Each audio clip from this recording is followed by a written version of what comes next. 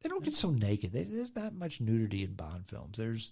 There's peekaboo scenes, but no nudity in a Bond film. Not really. There's a lot of provocation. Yes. But, in some of the older Bond movies, I remember, Bond was always betting some young beauty. It was. Yeah. Well, it's always They didn't show it, but... No, but you know what, though? Sometimes you don't need to. Sometimes if you show too much, it's not as sexy. Mm-hmm. It's the theater of the mind is what makes it work. Mm-hmm. Kind of like podcasts.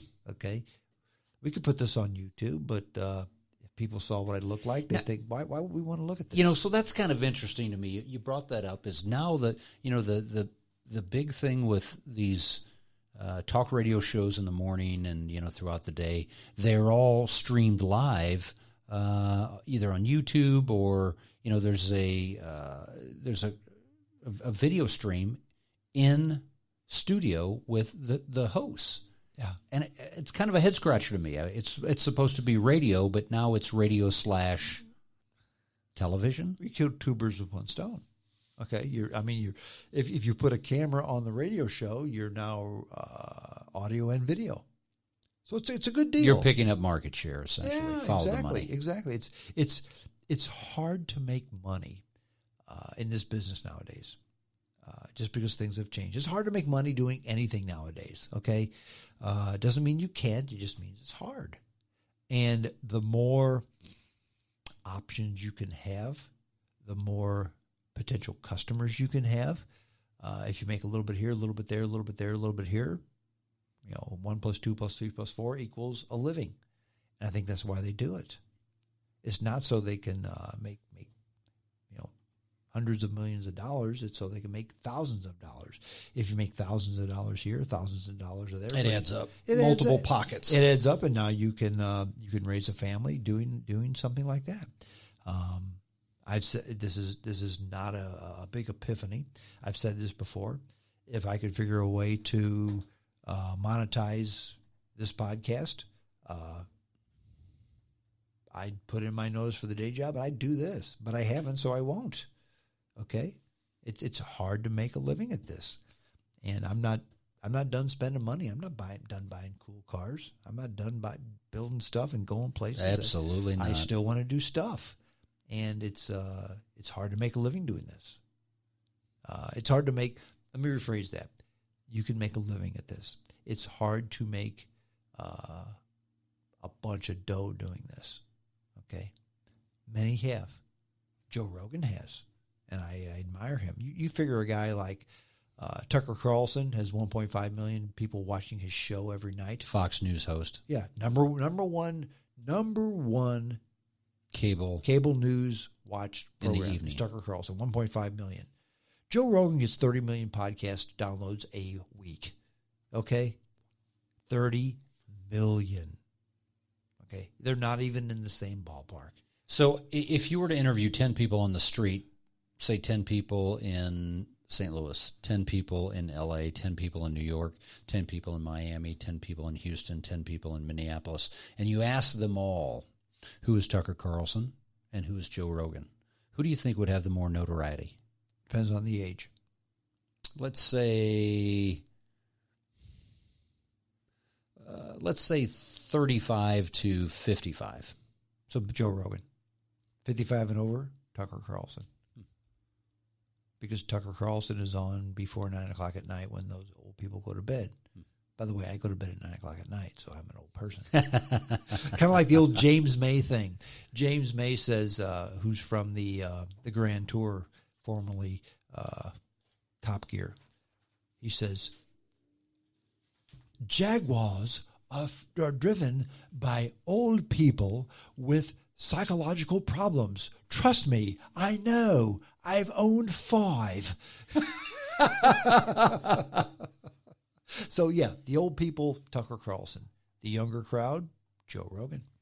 I was on an airplane coming back from the ATL Friday, and I was reading my latest book that Graham Hancock wrote about the Americas. And the dude, young millennial, he wasn't a millennial. He was probably 35 years old. But he basically, oh, dude, that book's badass. You hear him on Joe Rogan? Yeah, we talked about that. Everybody of that age listens to Joe Rogan. Everybody.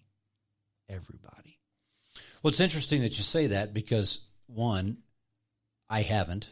Really? I haven't. Even though you've sent me all of Joe Rogan's downloads. I just haven't. I'd like to. I just haven't found the opportunity to do so. I just haven't. However. How old are you?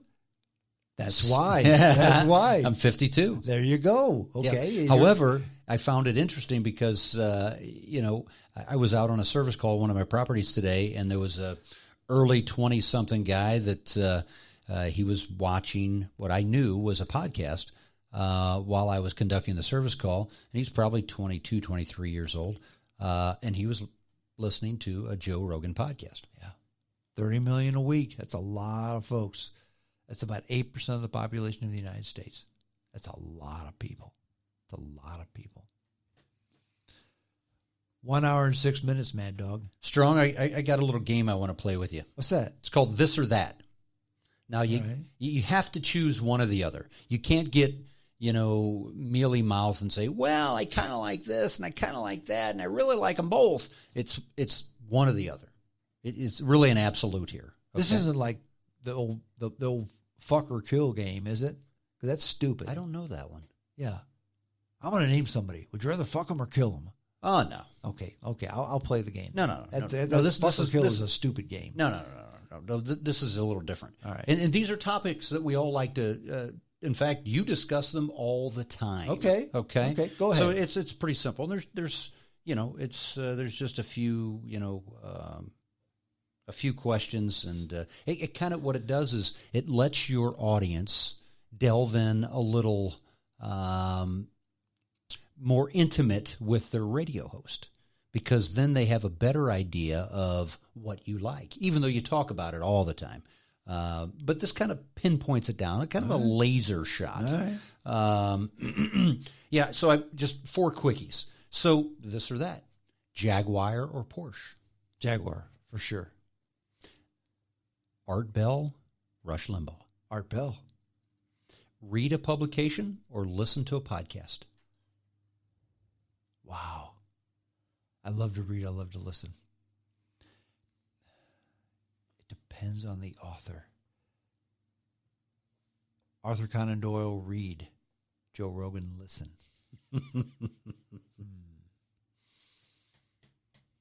I'm going to be wishy-washy on this one. I'm sorry. It depends. It depends on the author.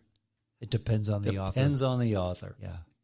I mean, if you were stranded on a desert island and you only had the option, okay, I'm on my rowboat. To read or listen? My rowboat is drowning. It's got a hole in it. Yep. And I've got a publication in my left hand, and I've got recordings of a podcast in my right, but I've got to swim with one of those hands. Publications.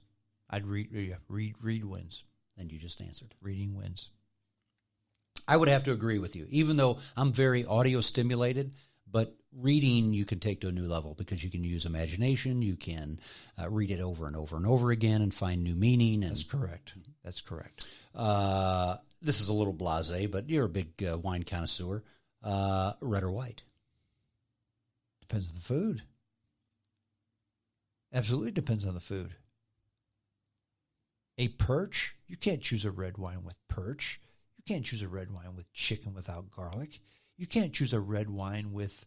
You can't even choose a red wine with any fish but salmon or steelhead. I was just going to say, with salmon you can. You can choose it well, but it has to be a Pinot Noir. You cannot drink this Epicuro Primitivo with salmon. But an easy drinking Pinot, absolutely.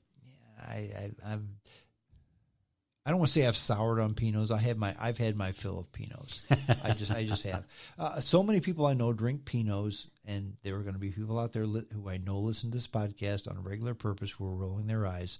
But some people I know drink Pinot Noir because it's a healthy wine. Stop it. Stop it.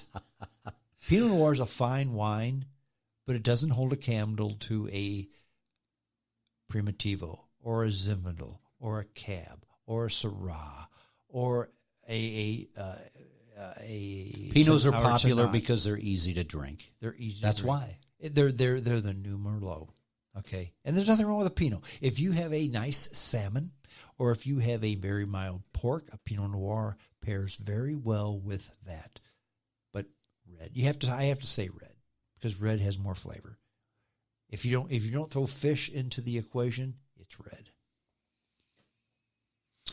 Beer or spirits? Depends on the beer. Depends on the spirits. Mm-hmm. Same scenario.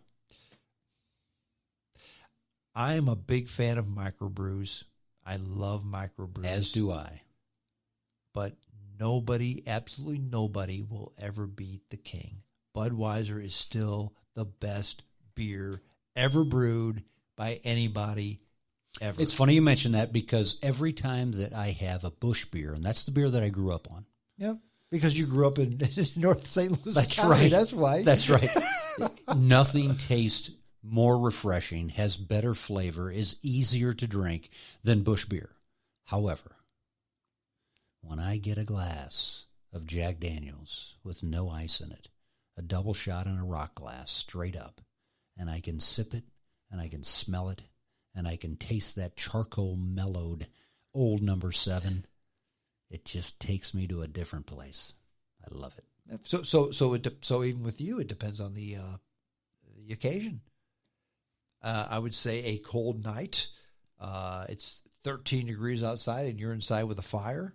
It's definitely spirits. You've just cut the grass. It's definitely beer. Okay, is that fair? Last this or that. I know, and your audience knows that you're an avid exercise fanatic. As are you. If you could only do only one, lift weights or run your sprints. Let's just say lift weights or run. Can I amend this? No. You've already amended the last 3. It's my podcast. I'm going to amend it. If I can eliminate weights, but only work on extra weight-bearing exercises for my own weight. Yeah, I mean sprints are wonderful, but I can't. Sprints are good for the lower body. As we get older, I'll be 60 in August. Okay. And I will tell you that my body has certainly changed. I'd love to say it hasn't, but it has. It does. And I have to properly exercise all my body. I can't do only sprints because then the upper body suffers. Yeah, it does. I can't do only weights because then my lower body suffers. You cannot build leg muscles with weights. You can with squats and. But it builds the muscles, but it doesn't. If you lose your wheels, you're done. Yeah. And the only way to quickness, the only speed, way agility. to maintain your wheels is by walking, running, sprinting. It's the only true way. Case in point, I will use the St. Louis Cardinals as an example. I love the Cardinals. Huge Cardinal fan. I was glad when they signed Paul Goldschmidt. Goldie. Yeah. He's been a disappointment with a capital D. And let me explain to you something. I heard this 2 days ago, and it was a true epiphany. 3 years ago, Paul Goldschmidt stole 31 bases. Wow. 2 years ago, he stole 17 bases. Cut in half. Last year, he stole 7 bases. Lost his wheels. This year, not even one. He's lost his wheels. He's done. Paul Gold, I hope I'm wrong, but Paul Goldschmidt's gone because he's lost his wheels. When you lose your wheels, it's all over. But the roll, you roll the credits. Okay, it's interesting because I heard another sportscaster talking about Pat Maroon, the Blues defenseman. What a Maroon! Big, strong, and he's a local boy. Yeah, big, St. strong Louis guy. guy. And basically what he says, if Pat Maroon just stays out of the weight room and skates every day and keeps his speed up, he can name his price next year. But he's plenty strong. He just needs to work on his quickness. Okay. Yeah. I mean, that's it. When you lose your wheels, everything follows the wheels. Everything. So sprints are important. Sprints, not running. Sprints, and there's a difference between sprints. There's a huge difference. Huge difference. Mm-hmm. I didn't answer your question though, did I? did I skirt around?